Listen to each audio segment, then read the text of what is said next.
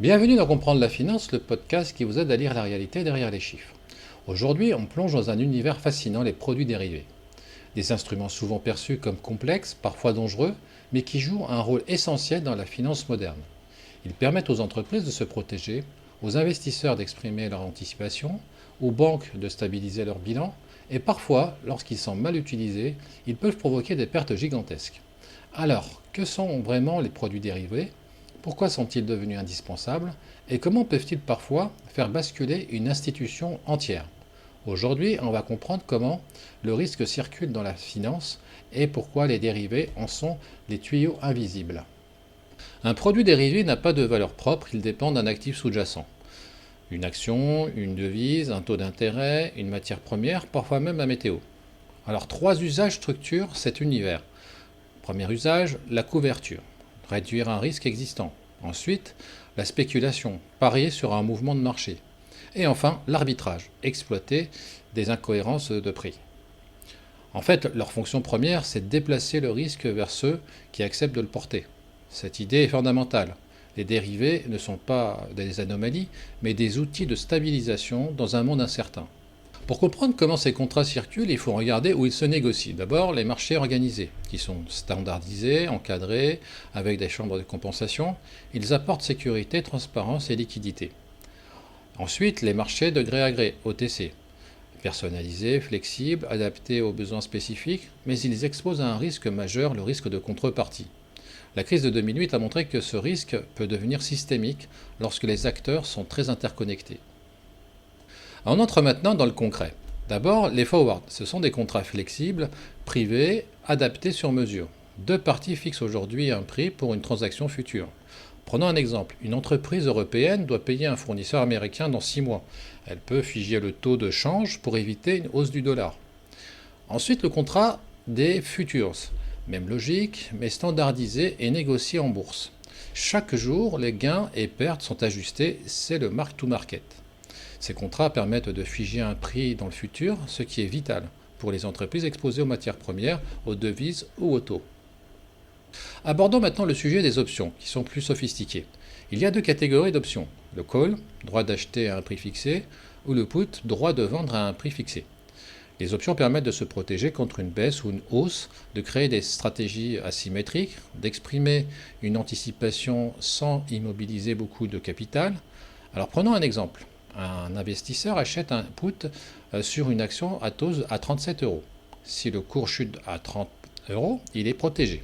Si le cours monte, il profite de la hausse et perd seulement le prix de l'option.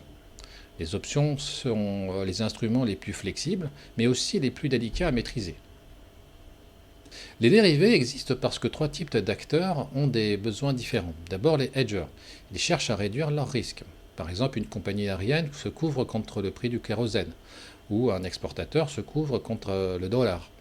Et puis ensuite, il y a les spéculateurs, ils cherchent à profiter des mouvements de marché, ils apportent de la liquidité. Et enfin, les arbitragistes, ils exploitent les incohérences de prix, ce sont les équilibreurs du système.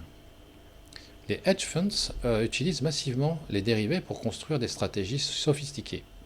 Long short equity, arbitrage de convertibles, macro global, volatilité pure. Les dérivés sont finalement le langage commun de ces stratégies. Les dérivés sur taux d'intérêt sont omniprésents. Swap, caps, floors, futurs sur taux, ils permettent de transformer un taux variable en taux fixe, de lisser les flux financiers, de stabiliser les bilans. Mais mal utilisés, ils peuvent détruire un portefeuille. Et au-delà des taux, les dérivés sur indices peuvent eux aussi devenir explosifs.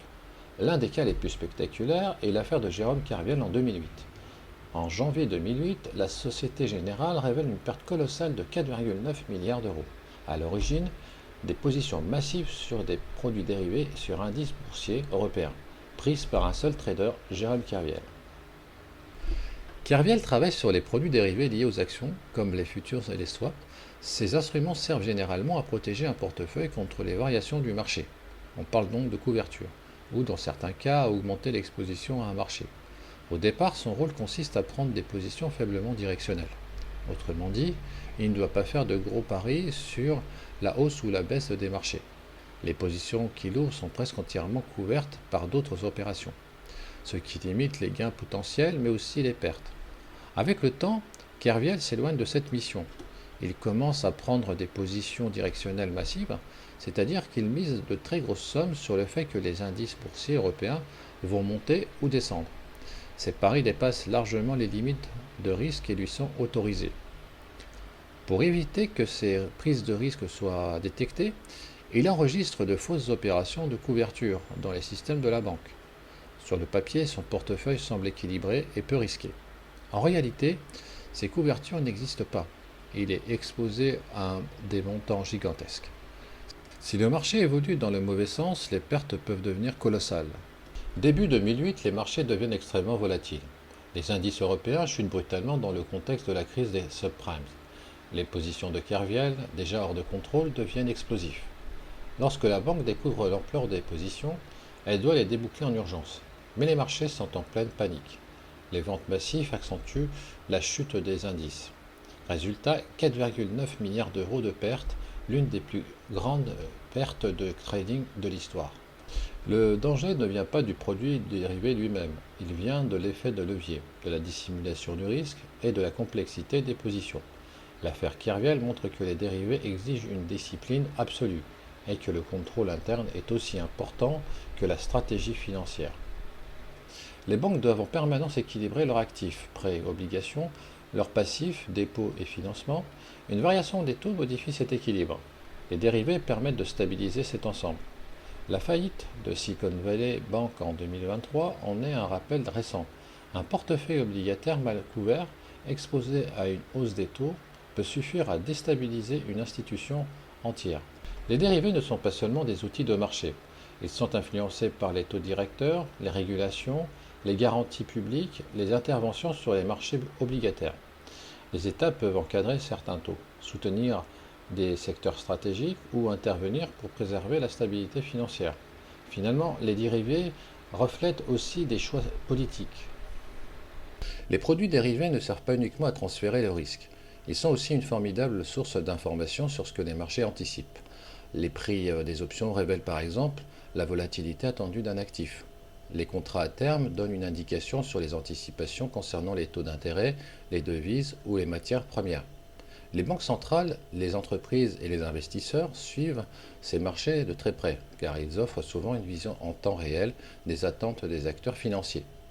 Les dérivés ne sont donc pas seulement des outils de gestion du risque, ce sont aussi des instruments qui permettent de lire les anticipations collectives des marchés.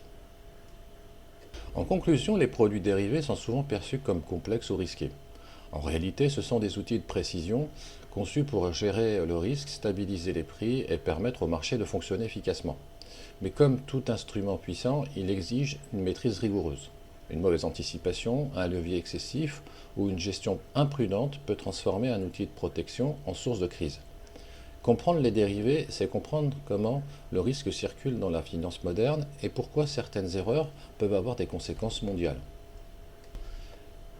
Merci pour votre écoute. Si cet épisode vous aide à mieux lire la réalité derrière les chiffres, pensez à vous abonner, à le partager et à laisser un avis. Et retrouvez mon livre Pilotage de la performance, déconstruire les illusions, piloter avec lucidité, disponible sur Amazon. A très bientôt dans Comprendre la finance.